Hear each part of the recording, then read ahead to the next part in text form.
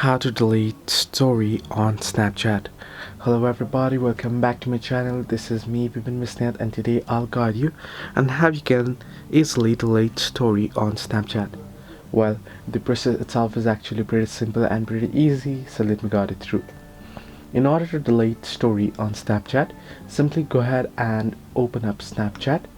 Then you wanna tap on the profile icon at the top left corner of your screen. Once on your profile, you'll be able to see your story that you have uploaded under My Stories. So once you find it, you want to simply tap on it and you'll be able to view it, right? You can open it up.